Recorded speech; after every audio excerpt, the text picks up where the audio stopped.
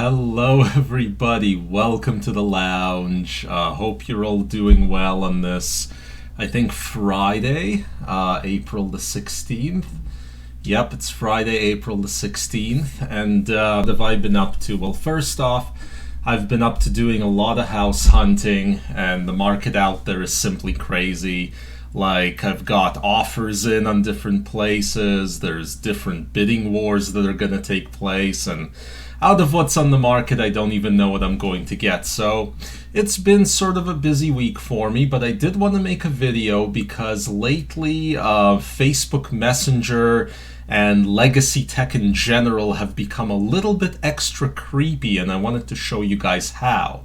Because I always tend to talk about internet censorship and whatnot, having been affected by it since before it was cool. So let me show you guys what Twitter's been up to first, and then we'll get to Facebook Messenger. So Twitter is now banning entire URLs from being tweeted out to begin with. Let me give you guys an example. So this is a platform called BitChute. It's like a decentralized alternative to YouTube, and I do put my videos out on it.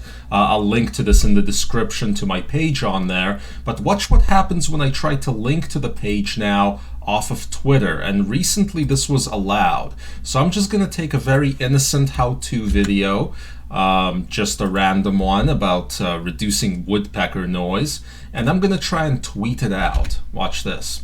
Try to tweet. Something went wrong. Give it another shot. And then below it says, we can't complete this request because this link has been identified by Twitter or our partners as being potentially harmful. So anything on the BitChute domain, doesn't matter what the video is, they won't even let you tweet it out because it's potentially harmful. The first stage of this I ever saw was Twitter attempting to kind of put like a little warning label, but this is a whole other thing. This is blocking you from even tweeting it out. And BitChute is a small platform, but it's not that small. This is its Alexa ranking right here.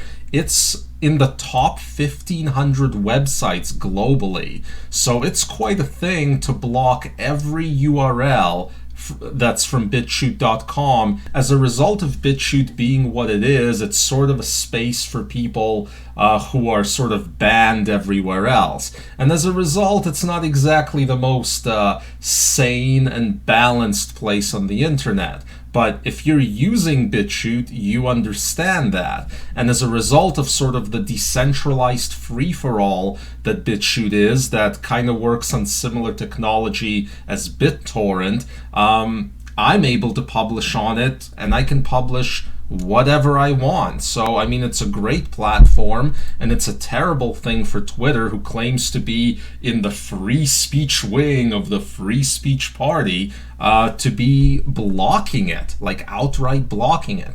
But that's only half as creepy as what I caught Facebook Messenger doing the other day.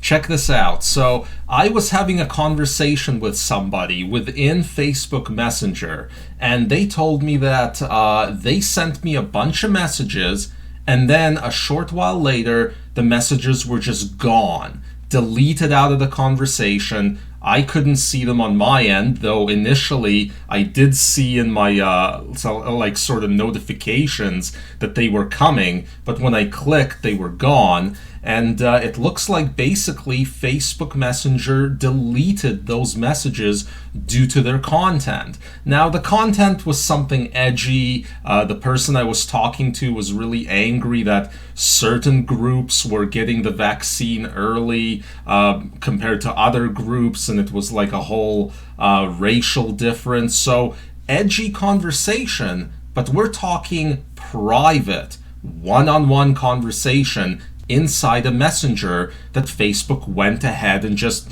deleted out of existence. So I put out this message on my personal Facebook news feed. That way only a couple hundred people saw it, and I largely know who they are. And I said, wow, just firsthand saw an incident of Facebook Messenger algorithmically censoring a private conversation between only two people.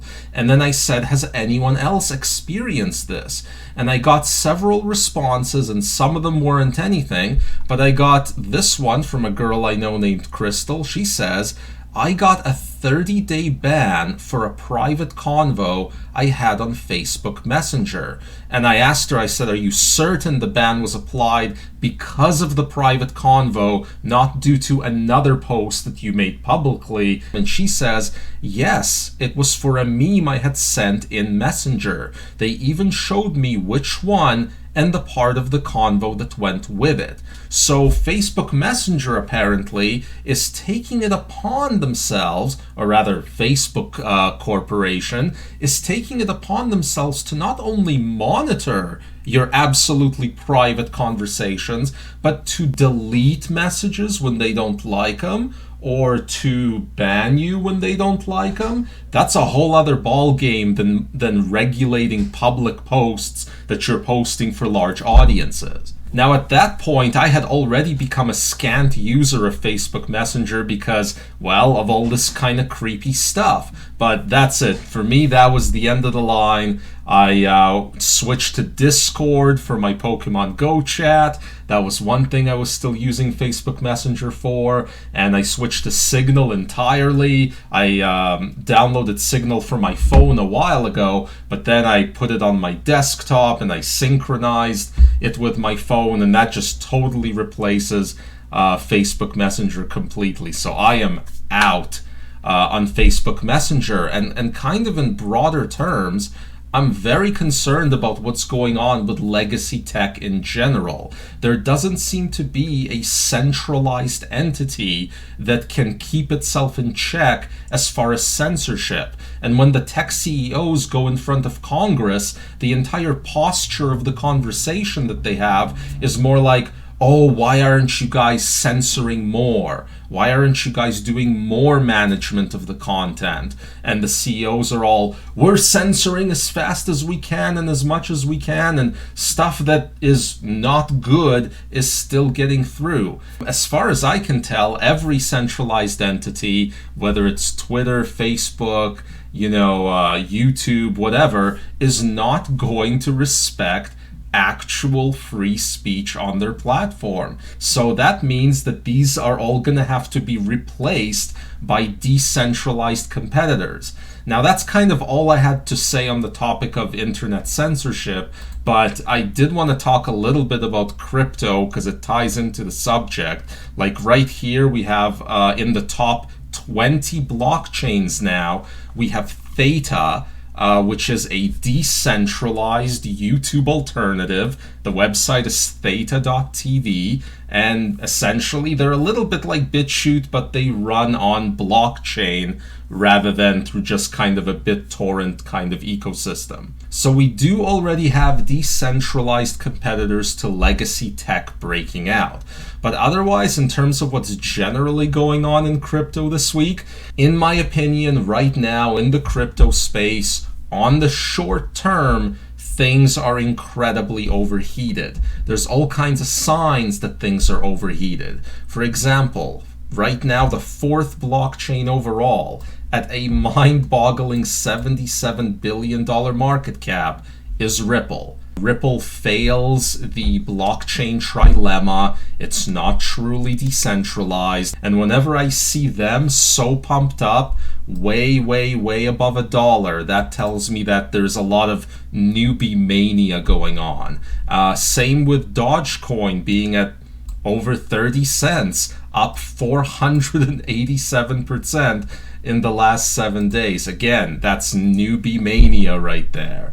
There's other signs. For example, both Litecoin and Bitcoin Cash are pumping, but they're pumping both a lot, and Bitcoin Cash is actually pumping harder than Litecoin, which is just crazy to me because Litecoin and Bitcoin Cash are two blockchains both trying to do the same thing, but Litecoin is way more technologically advanced and does it way better. So the fact that Bitcoin Cash is pumping like crazy, it just doesn't make sense to me. The network activity on Bitcoin Cash is a small fraction of the network activity currently on Litecoin. So I just don't understand why it should be pumping as hard as Litecoin is and currently sitting just ahead of it by market cap. What else is a sign of too much excitement? Well, Ethereum only recently broke 2,200, but there it sits at 2,400, though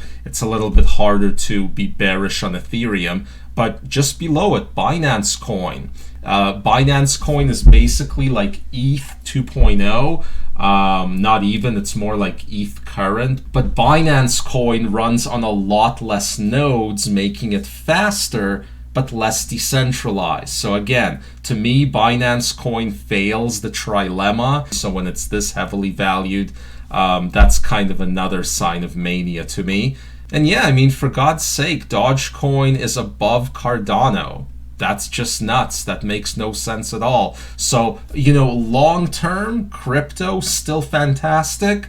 The next 2 or 3 or 4 days, probably not so much. I stopped buying, for example, Litecoin, which I was adding to. I stopped buying at about $200, which was about April 1st, and I haven't added since. So there you go, guys. That's kind of what's been going on this week for my life, internet censorship, and crypto.